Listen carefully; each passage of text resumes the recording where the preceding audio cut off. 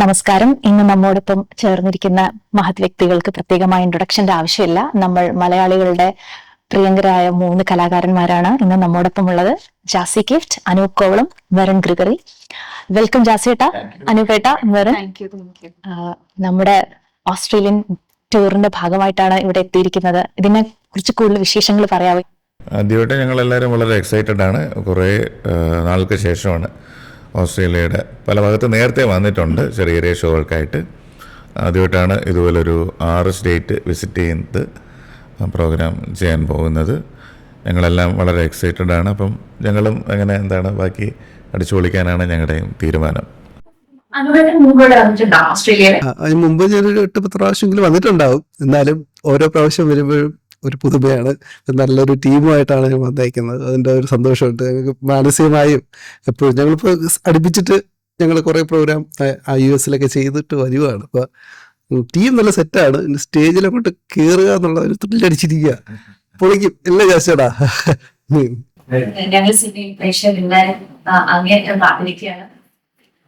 അതെ, ഒത്തിരി എക്സൈറ്റഡ് ആണ്. ജാസി ഗിഫ്റ്റ് ലൈവ് എന്ന് പറഞ്ഞിട്ട് ഒരു ടൂർ നമ്മൾ ഓസ്ട്രേലിയയിലിട്ട് വന്നതും അതുപോലെ അതിൽ നമ്മൾ ചൂസ് ചെയ്തിരിക്കുന്ന പാട്ടുകളൊക്കെ തന്നെയും നിങ്ങളെല്ലാവരും കേൾക്കാൻ അത്രയും കാത്തിരിക്കുന്ന പാട്ടുകളായിരിക്കും.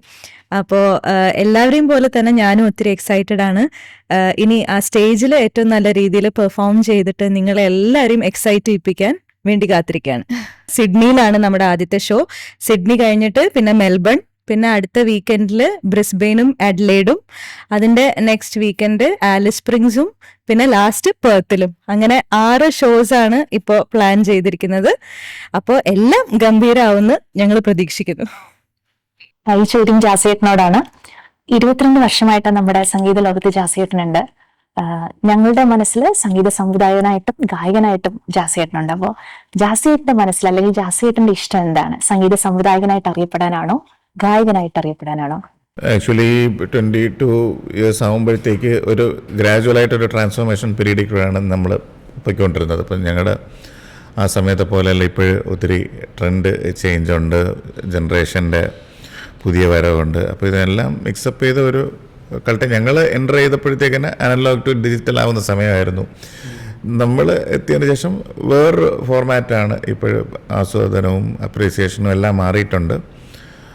അപ്പോൾ കമ്പാരിറ്റീവ്ലി എന്നോട് ഇപ്പം കമ്പോസ് ചെയ്യുന്നതാണോ പാടുന്നതാണോ എന്ന് ചോദിക്കുമ്പോൾ ആക്ച്വലി ലൈവ് ചെയ്യുന്നതാണ് ആക്ച്വലി മാനസികമായിട്ടും നമുക്ക് ഒരു എൻഗേജ്ഡ് ആവാനും ഒരു സാറ്റിസ്ഫാക്ഷൻ എന്നുള്ള രീതിക്ക് കമ്പോസിങ്ങിൻ്റെ ഒരു പ്രശ്നം വെച്ചാൽ നമ്മൾ ഒത്തിരി സമയം അതിനു വേണ്ടി ഡെഡിക്കേറ്റ് ചെയ്ത് തന്നെ ഇരിക്കണമെന്നുള്ളൊരു പ്രശ്നം ലൈവ് ചെയ്യുന്നതിനിടയ്ക്ക് പ്രശ്നമാണ്. പറയുന്നത് പോലെ ഇപ്പോഴും എല്ലാവരുടെയും അഭിരുചികളും മാറി വരുന്ന സമയമാണല്ലോ. അതനുസരിച്ച് പഴയ പോലെയുള്ള കോമ്പറ്റീഷനും ശക്തമാണ്. ഒത്തിരി പേര് ഇൻഡസ്ട്രിയിൽ വന്നിട്ടുണ്ട്, കമ്പോസിങ് ആണെങ്കിലും പാട്ടാണെങ്കിലും. അപ്പോഴും ഒരു നാരോ വേ നമ്മൾ കണ്ടെടുത്ത് എന്താണ് നമ്മുടെ ചൂസ് ചെയ്ത് പോകണം. അത് തന്നെയാണ് നമ്മുടെ ഒരു ഇഷ്ടം. കമ്പോസിങ്ങും പാട്ടും പഴയതുപോലെ അത്രയും ഒരു ഈസി വർക്കായിട്ട് എനിക്ക് ഇപ്പോഴും തോന്നുന്നില്ല. കാര്യം ഒത്തിരി പേര് എല്ലാം കേൾക്കുന്ന ആൾക്കാരാണ് ഇപ്പോഴും. ഒരു പുതിയൊരു എക്സ്പെരിമെൻ്റ് വരണമെങ്കിൽ അതിൻ്റേതായിട്ടുള്ള അത്രയും എഫേർട്ട് ഇപ്പോഴും എടുക്കണം എന്നാണ് എനിക്ക് തോന്നുന്നത്.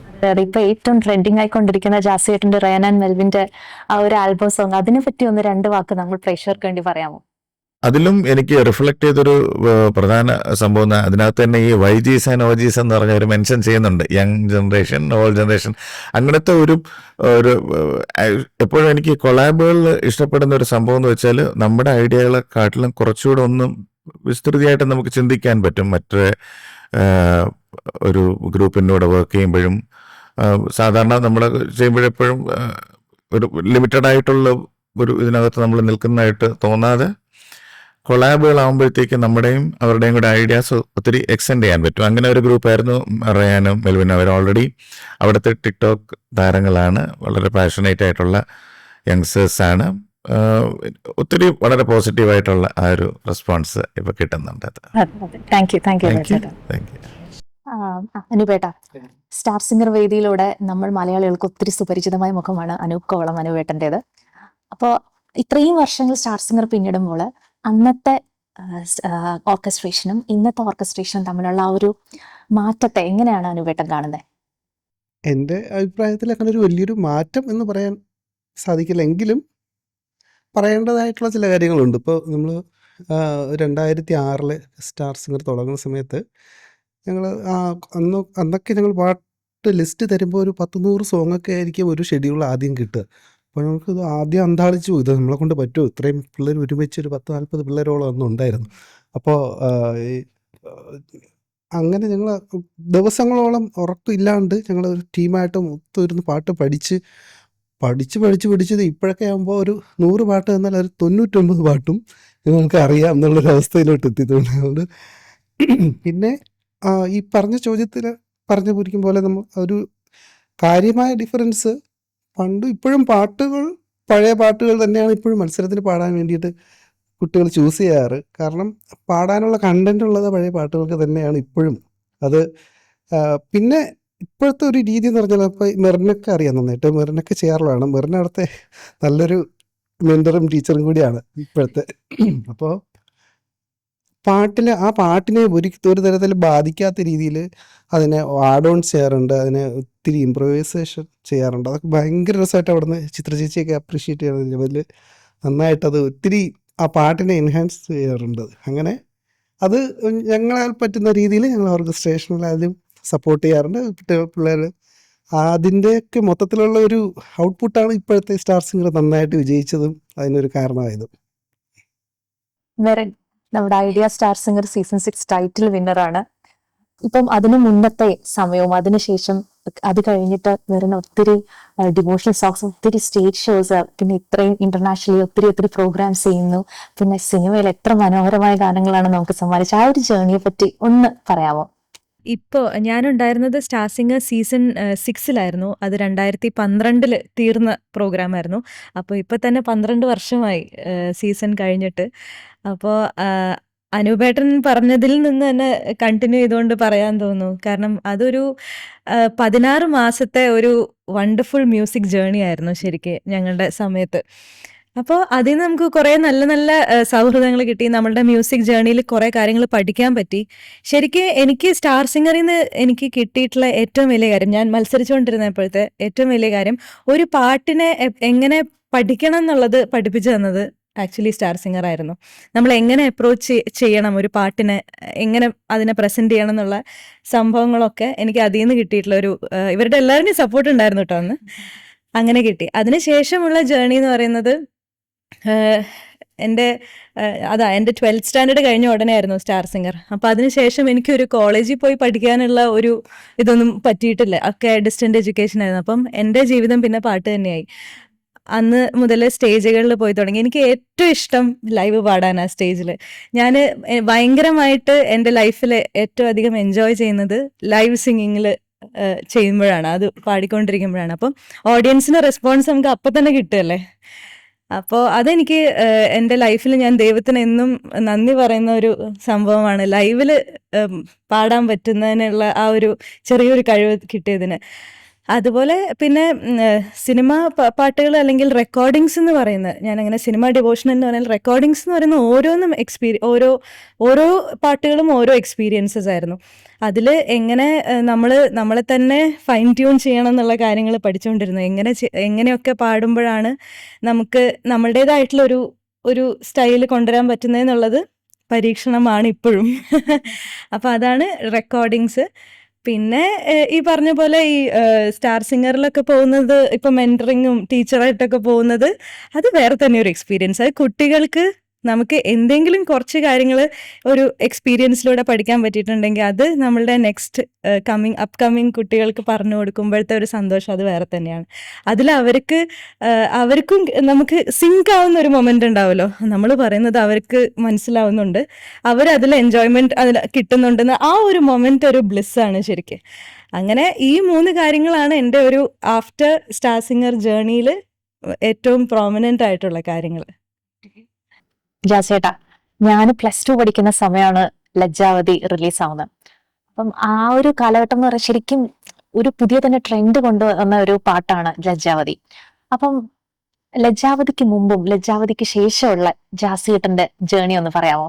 ഞാൻ യൂണിവേഴ്സിറ്റി കോളേജിൽ പഠിക്കുന്ന സമയമായിരുന്നു, ഞാൻ എം ഫിൽ ചെയ്യുന്ന ടൈമായിരുന്നു ഫിലിമിലേക്ക് വരുന്നത്. ഞങ്ങളുടെ ജയരാജ് സാറിൻ്റെ വർക്ക് വഴിയാണ് വെളിയിൽ വരുന്നത്. ഞാനൊരു ആൽബം, ഒരു പ്രൈവറ്റ് ആൽബം ചെയ്യുന്നത് ബൈ ചാൻസിൽ കൊണ്ട് കേൾപ്പിച്ചതല്ല, സാറിൻ്റെ കയ്യിലെത്തി. അന്ന് സിനിമാ പാട്ടോ ഒന്നും അല്ല, നമ്മുടെ ഒരു ആഗ്രഹം ആ പഠിക്കുന്ന കോളേജിൽ തന്നെ പഠിപ്പിക്കണമെന്നുള്ളൊരു ആഗ്രഹം ഉണ്ടായിരുന്നു. യൂണിവേഴ്സിറ്റി കോളേജ് നേരെ ഓപ്പോസിറ്റ് ആയിരുന്നു സൗത്ത് പാർക്ക്. ആ ഹോട്ടലിൽ ഞാൻ ബാൻഡിൽ കീബോർഡ് വായിച്ചുകൊണ്ടിരിക്കുകയായിരുന്നു. അപ്പം അങ്ങനെ പാട്ടുകാരൻ വരാത്തതിന് ആ ബാൻഡിൽ സിംഗറായി, വെസ്റ്റേൺ ആണ്. അങ്ങനെ ആൽബം സാറ് കേട്ടാണ് ഇതിലേക്ക് വരുന്നത്. അത് കഴിഞ്ഞിട്ട് ഇത് പ്രൊഫഷനായി മാറി എന്നുള്ളതാണ് ഇതിൽ മ്യൂസിക്കിലേക്ക് വരേണ്ട ഒരു കാലഘട്ടം. ഇന്നത്തെ പോലെയല്ല യഥാർത്ഥത്തിൽ. ഞങ്ങൾ ആ സമയത്ത് മ്യൂസിക്കിനെ പ്രൊമോട്ട് ചെയ്യാനോ ഒന്നും ചാനലുകളോ അങ്ങനെയില്ല. സിനിമയിൽ പാടണം, സിനിമയിൽ പാടിയാൽ മാത്രമേ അന്നൊരു പാട്ടുകാരനാവും. ഇന്നത്തെ പോലെ നമുക്ക് സ്റ്റുഡിയോ ഒന്നും കിട്ടില്ല. ഇന്നിപ്പോൾ ഒരു ലാപ്ടോപ്പിൽ തന്നെ നമുക്ക് സ്റ്റുഡിയോ ഉണ്ട്. അതുപോലെ ഒരു പാട്ട് പ്രൊഡ്യൂസ് ചെയ്യുക അന്ന് എളുപ്പമായിരുന്നില്ല, നമുക്ക് റെൻ്റ് ഔട്ട് ചെയ്യണം, അങ്ങനത്തെ ഒത്തിരി ഹേഡിൽസ് അന്നുണ്ടായിരുന്നു. ഇന്നാണെങ്കിൽ ഒത്തിരി നമുക്ക് ഐഡിയാസ് എക്സ്പ്രസ് ചെയ്യാനുള്ള പുതിയ പ്ലാറ്റ്ഫോമുകളുണ്ട്, കുറച്ചുകൂടെ ഈസിയായി. അതുപോലെ തന്നെ ക്രിയേറ്റീവ് കോണ്ടന്റിന് അതിൻ്റേതായിട്ടുള്ള പരിധികളുമുണ്ട്. അന്ന് നമുക്ക് വളരെ റെസ്ട്രിക്ഷൻസിലൊക്കെ വന്നപ്പോഴത്തേക്ക് മ്യൂസിക് പ്രൊഫഷൻ ആക്കണമെന്നുള്ളൊരു ഡൗട്ട് അന്ന് നമുക്ക് ഉണ്ട്. പ്രത്യേകിച്ച് അറിയാലോ, ട്രിവാൻഡ്രം എന്ന് പറയുമ്പോൾ സർക്കാർ ജോലികളുടെ ഒരു സ്ഥലമുണ്ട്. അന്നും മ്യൂസിക് പ്രൊഫഷനാക്കണമെന്നുള്ളൊരു ഇത് ഇല്ലായിരുന്നു. അങ്ങനെയാണ് ഇതിൽ ഫിലിമിലേക്ക് സാറ് വഴി എൻ്റർ ആവുന്നതാണ്. Thank you. അനുവേട്ട, അനൂപ് കോവളം എന്ന പേര് കേൾക്കുമ്പോൾ നമുക്ക് എല്ലാ മലയാളികൾക്കും നമുക്കൊരു മൾട്ടി ടാലന്റഡ് ആയിട്ടുള്ള ഒരു ആർട്ടിസ്റ്റ് തന്നെ മുഖമാണ് ഓർമ്മ വരുന്നത്. ഇപ്പൊ എന്താ കീബോർഡിസ്റ്റ് ആയിട്ട്, ഒരു ഫ്ലൂട്ടിസ്റ്റ് ആയിട്ട്, ഗായകനായിട്ട്. പക്ഷെ എനിക്ക് ഏറ്റവും കൗതുകരമായിട്ട് തോന്നിയിട്ടുള്ളത് അനുവേട്ടന്റെ പ്രോഗ്രാമിംഗ് സ്കിൽസ് ആണ്. അനുവേട്ടന്റെ യൂട്യൂബ് ചാനലില് അനുവേട്ടന് ഇടാറുള്ള കണ്ടന്റുകൾ അത്രയും ഞങ്ങള് കാണാറുണ്ട്. അപ്പൊ എനിക്കുള്ള ചോദ്യം, ഇപ്പൊ ആസ്പയറിംഗ് ആയിട്ട് വരുന്ന പ്രോഗ്രാമേഴ്സിന് അനുവേട്ടന് കൊടുക്കാനുള്ള മെസ്സേജ് എന്താണ്? കാരണം ഇപ്പൊ ഒത്തിരി പ്രോഗ്രാമിംഗ് ടൂൾസ് അവൈലബിൾ ആണ്. ഈ പറഞ്ഞതുപോലെ തന്നെ ടെക്നോളജി ഒരുപാട് വളർന്ന കാലഘട്ടമാണ്. അപ്പോൾ ഒത്തിരി നമ്മളെ സപ്പോർട്ട് ചെയ്യുന്നുണ്ട്. ഇപ്പോൾ AI പോലെയുള്ള വന്നതോടുകൂടി ഒത്തിരി അഡ്വാൻസ്ഡ് ആണ്. അപ്പോൾ ഞാനൊക്കെ തുടങ്ങുന്ന സമയത്ത് ശരിക്കും ഈ ജാസിയുടെ പറഞ്ഞ മാതിരി അനലോഗ് ഇന്ന് ഡിജിറ്റലിലോട്ട് മാറുന്ന സമയമാണ് എൻ്റെ ഒരു എൻട്രി. അതുകൊണ്ട് എനിക്ക് അതിൽ നിന്ന് ഒത്തിരി പഠിക്കാനും ഒത്തിരി വ്യത്യാസങ്ങൾ അങ്ങനെ വരുത്താനൊക്കെ സാധിച്ചിട്ടുണ്ട്. പിന്നെ പ്രോഗ്രാമിംഗ് എന്നുള്ള ലെവലിലോട്ട് എനിക്ക് അധികം അങ്ങോട്ട് വരാൻ പറ്റിയിട്ടില്ല എന്നുള്ളതാണ് എൻ്റെ ഒരു കാഴ്ചപ്പാട്. കാരണം 2006 സ്റ്റാർ സിംഗർ തുടങ്ങിയതോടുകൂടി, അതായത് ഈ കഴിഞ്ഞ ആഴ്ച വരെയും അതിനകത്ത് തന്നെ ആണി അടിച്ചു വെച്ചിരിക്കുന്ന പോലെ ലൈഫ്. ഇതിനിടയിലാണ് കല്യാണം, പിള്ളേർ, കുട്ടിയെല്ലാം ഇത്. പിന്നെ ഇതിനിടയിൽ ഇങ്ങനെ ഈ ഷോസ് ഇങ്ങനെ പോകുന്നത് ഭയങ്കര ഹാപ്പിയാണ്. അതൊരു വേറൊരു ലോകമാണ്. പിന്നെ പ്രോഗ്രാമിംഗ് വീട്ടിൽ എനിക്ക് ഒരു സ്റ്റുഡിയോ ഉള്ളത്, ഒരു സ്റ്റുഡിയോ ഉണ്ട്. ഞാൻ സ്വന്തമായിട്ടൊരു ഹോം സ്റ്റുഡിയോ ചെയ്തതാണ്. ഇപ്പോൾ ഈ കൊറോണ ഉണ്ടായിരുന്ന സമയത്ത് ഞാൻ ഒത്തിരി സമയം കിട്ടി. സ്റ്റാർ സിംഗറില്ല, പ്രോഗ്രാംസ് ഇല്ല വീട്ടിൽ. അപ്പോൾ ഒത്തിരി എക്സ്പെരിമെന്റ് ചുമ്മാ ഇരുന്ന് എന്തെങ്കിലുമൊക്കെ ചെയ്യണം, എനിക്കൊക്കെ ചുമ്മാ ഇരിക്കാൻ പറ്റുന്നില്ല. അങ്ങനെയുള്ളൊരവസ്ഥ എത്തിയപ്പോൾ ഒരു യൂട്യൂബ് ചാനലുണ്ട്, എന്തെങ്കിലുമൊക്കെ ഇട്ടാലോ എന്ന് പറഞ്ഞിട്ട് അപ്പൊ തോന്നിയ ഒരു ഐഡിയ, എന്തോ ഈ ചെയ്ത പൊട്ടത്തരങ്ങൾ എന്ന് പറയാം, എല്ലാം കയറി അങ്ങ് കൊണ്ടു, എന്താ പറയാ, സത്യം. അങ്ങനെ പിന്നെ അത് ഒരു ശീലമാക്കി മാറ്റി. കുറെ കാലം ഇപ്പോഴും നല്ല വ്യൂവേഴ്സ് ഇപ്പോഴും അത് ഓടിക്കൊണ്ടിരിക്കുന്നുണ്ട്. അങ്ങനെ ഒരു പുതിയ പ്രോഗ്രാമേഴ്സിന് അഡ്വൈസ് കൊടുക്കാൻ ഞാനൊന്നും ആളല്ല. കാരണം ഞാൻ അവരിൽ നിന്ന് പഠിച്ചോണ്ടിരിക്കുക. ഒത്തിരി സത്യം. ഇപ്പോഴത്തെ ഒരു വർക്കുകളൊക്കെ കേൾക്കുമ്പോൾ സത്യം ഞാൻ എനിക്കെന്ത് അതിൽ നിന്ന് ലേൺ ചെയ്യാനുണ്ടെന്ന് പഠിക്കാനുണ്ടെന്നുള്ള ഞാൻ അത് റിസർച്ച് ചെയ്യാറുണ്ട്. പിന്നെ ലൈഫ് മൊത്തം പഠിത്തം തന്നെയാ. അത്രേ ഉള്ളൂ. Thank you. ഇപ്പൊ സ്റ്റാർ സിംഗർ പോലുള്ള ഒത്തിരി റിയാലിറ്റി ഷോകളിൽ പെർഫോം ചെയ്യാൻ ഒത്തിരി ഹാർഡ് വർക്ക് ചെയ്യുന്ന ഒത്തിരി താല്പര്യമുള്ള കുട്ടികളുണ്ടല്ലോ, അവർക്ക് വേണ്ടി വരുന്ന എന്റെ അഡ്വൈസാ കൊടുക്കട്ടെ? അവരെങ്ങനെയൊക്കെയാ പ്രിപ്പയർ ചെയ്യേണ്ടത് അങ്ങനെ ഒരു എന്താ പറയാ റിയാലിറ്റി ഷോയിലൊക്കെ എത്തിപ്പെടാൻ? ഇപ്പോഴത്തെ കുട്ടികൾക്ക് എനിക്ക് തോന്നുന്നു ഒരു അഡ്വൈസിന്റെ ഒന്നൊരു ആവശ്യം ഉണ്ടെന്ന് എനിക്ക് തോന്നുന്നില്ല. ബിക്കോസ് അവരെല്ലാവരും ഹൈലി പൊട്ടൻഷ്യൽ ഉള്ള ഒരു ഗ്രൂപ്പ് ഓഫ് കുട്ടികളാണ്. പിന്നെ ഒരു റിയാലിറ്റി ഷോയ്ക്ക് ഒരു ഫോമാറ്റ് ഉണ്ടാവുമല്ലോ, ഓരോരോ റൗണ്ടുകൾ വരും. അതിന് നമുക്ക് പറ്റുന്ന, അതായത് നമ്മുടെ റേഞ്ചിന് പറ്റുന്ന സോങ്സ് ചൂസ് ചെയ്യുക. അങ്ങനത്തെ കാര്യങ്ങളിലൊക്കെയാണ് ഒരു റിയാലിറ്റി ഷോന്റെ ഫോർമാറ്റിലോട്ട് വരുമ്പോൾ ശ്രദ്ധിക്കാനുള്ളത്. അല്ലാതെ ഓരോരുത്തരും ഓരോരോ ടാലന്റ് അല്ലേ, അവർക്ക് അവരുടേതായിട്ടുള്ള ഐഡന്റിറ്റീസ് ഉണ്ട്. അപ്പം എല്ലാവരും അടിപൊളി മ്യൂസീഷ്യൻസ് ആയിരിക്കും ഇൻ ദർ ഓൺ വേ എന്ന് വിശ്വസിക്കുന്ന ഒരാളാണ് ഞാൻ. സോ എല്ലാവരും അഡ്വൈസസ് ഒന്നുമില്ല, ജസ്റ്റ് കീപ് സിംഗിങ്, പാട്ട് ഇങ്ങനെ പാടിക്കൊണ്ട് ഹാപ്പി ആയിട്ടിരിക്കുക. അപ്പൊ ഒത്തിരി സന്തോഷം ജാസിയേട്ട, അനുവേട്ട, മെറിൻ. എന്താ പറയാ, നിങ്ങൾക്ക് ബാക്ക് ടു ബാക്ക് ഇങ്ങനെ പ്രോഗ്രാമുകളുണ്ട്. പക്ഷെ നാളെ കേരളപ്പിറവി ദിനത്തിൽ സിഡ്നിയിൽ ഞങ്ങൾ പ്രേക്ഷകരെല്ലാവരും കാത്തിരിക്കുകയാണ്. അതുപോലെ തന്നെയാണ് മറ്റെല്ലാ സ്റ്റേറ്റ്സിലും. അപ്പോൾ നമുക്കെല്ലാം അടിച്ചു പൊളിക്കാൻ, പരിപാടി ഗംഭീരമാകട്ടെ. All the best and thank you so much. Thank you. എന്നാലും ഇത്രയും സമയം തന്നതിന് നന്ദി പറയുന്നു. അപ്പോൾ നാളെ എല്ലാവരും തീർച്ചയായിട്ടും പരിപാടിക്ക് വരിക, നമുക്കിവിടെ പൊളിച്ചെടുക്കാം. Thank you. തീർച്ചയായും നമുക്ക് പൊളിച്ചെടുക്കാം വീണ്ടും. അപ്പോൾ എല്ലാവരും അടിച്ചു പൊളിക്കാൻ റെഡി ആയിട്ട് വന്നോളൂ, ഞങ്ങളെല്ലാവരും സെറ്റാണ്.